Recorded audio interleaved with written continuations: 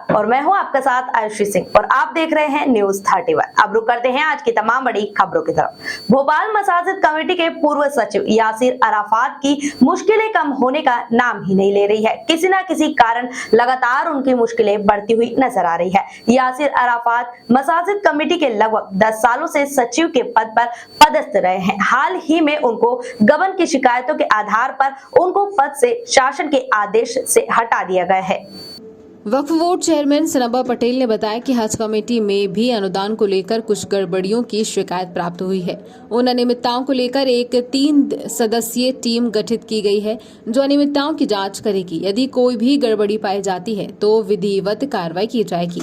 वहीं हज पर जाने वाले खादिमों को लेकर सनबा पटेल ने कहा कि हाजियों के साथ जो खादिम जाते हैं वह शासकीय सेवक होना चाहिए और उस खादिम की उम्र 25 साल से 50 साल के बीच होना चाहिए। ये देखना ये होगा कि क्या अब इन सभी खादिम जो हुजाज और पर कार्रवाई होगी जो इस श्रेणी में नहीं आते।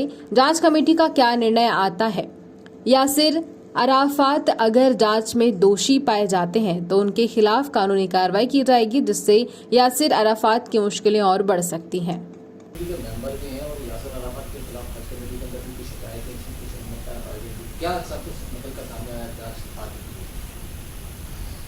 देखिए, चाहे हज कमेटी हो, वक्फ बोर्ड हो या मसाजिद कमेटी हो, ये सभी संस्थाएं कहीं ना कहीं शासन से अनुदान प्राप्त संस्थाएं हैं और हमको शासन से जो अनुदान प्राप्त होता है उस पर हमको नियम कायदे के साथ काम करना चाहिए और नियम कायदे के हिसाब से ही खर्च करना चाहिए। और जितनी भी संस्थाएं शासन की है, शासन से अनुदान प्राप्त संस्थाएं, वहाँ पर शासन के नियम लागू होते हैं, चाहे पदोन्नति हो, चाहे समयमान वेतनमान हो, चाहे अन्य कोई विषय हो, चाहे नियुक्तियां हों, इन सब में शासन के नियमों का पालन करना अति आवश्यक है।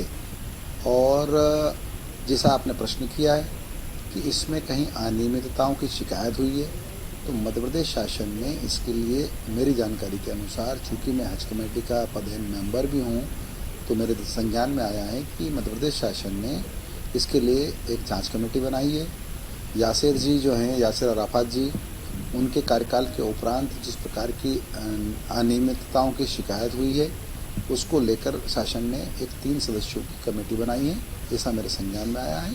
अब वो उसमें क्या तथ्य आते हैं क्या नहीं आते हैं तो जांच कमेटी ही बता पाएगी और शासन बता पाएगी। क्या आ सकता है, कुछ कोई जानकारी नहीं पाई। देखिए, अगर नियम विरुद्ध कार्य किए होंगे तो नियम विरुद्ध कार्य सामने आएंगे, अगर वो नियमानुसार किए होंगे तो नियमानुसार सामने आएंगे। जो हाजियों के साथ खिदमतगार जाते हैं, ऐसी भी शिकायतें प्राप्त हुई थी कि खिदमतगारों की जगह यासिर अराफात खुद ही अपने परिवार को लेकर गए। क्या इस तरह की शिकायत की सामने? नहीं, मेरी जानकारी में तो नहीं है, लेकिन ये बात सही है कि खादिमुल हुज्जाज जाते हैं। एक हाजी 300 हाजियों पर एक खादिमुल हुज्जाज जाते हैं जिनको केंद्र सरकार की हज कमेटी, सेंट्रल हज कमेटी और राज्य हज कमेटी मिलकर उनका पैसा वहन करती है। लगभग 4 लाख रुपए के आसपास ये खर्च आता है। तो मध्य प्रदेश से इस साल जो है 7,000 के आसपास हाजी जा रहे हैं, तो 7,000 पर 300 के मान से इस वर्ष 23-24 में जब मैं पदेन मेंबर हूँ तब 23 खादिमुल हुज्जाज का चयन हुआ है। क्या खादिम जाते हैं वो कमेटी के सदस्य या कोई पदाधिकारी रह सकता है? कमेटी का पदाधिकारी नहीं रह सकता, उसके लिए अनिवार्य है 2-3 चीजें। एक तो ये जरूरी है कि वो 25 साल से ज्यादा उसकी उम्र हो, दूसरा ये कि 50 साल से कम उम्र हो, मतलब 25 से 50 के बीच का हो, और तीसरा ये कि वो शासकीय कर्मचारी हो। ये अनिवार्य है। हम नहीं जा सकते, अगर हम वहाँ के चेयरमैन हैं या वहाँ के मेंबर हैं तो चेयरमैन मेंबर नहीं जा सकते, लेकिन शासकीय कर्मचारी जा सकता है। ये अनियमितताएं जो सामने आ रही है, क्या इस पे बोर्ड जो है, आप लोग जो है, क्या वो FIR भी दर्ज कराने वाले? नहीं, बोर्ड का विषय नहीं है। असल में ये विषय जो है वो हज कमेटी का है और मसाजिद कमेटी का है। दोनों में ही शासन स्तर पर इसकी जांच की जा रही है और शासन में जांच में जो पाया गया, अगर दोषी पाया गया तो निश्चित रूप से कार्रवाई होगी। और अगर इस प्रकार की अनियमितता पाई जाएगी कि जो गबन की श्रेणी में आती है तो मुझे लगता है FIR भी होगी। लेकिन ये सब निर्णय हमारा नहीं है, शासन का निर्णय है, शासन करेगा। और अगर वो दोष मुक्त पाए जाते हैं, उन पर कोई दोष नहीं बनता है तो नहीं पाया जाएगा। फिलहाल आज की खबरों में इतना ही। बने रहिए न्यूज 31 के साथ। नमस्कार।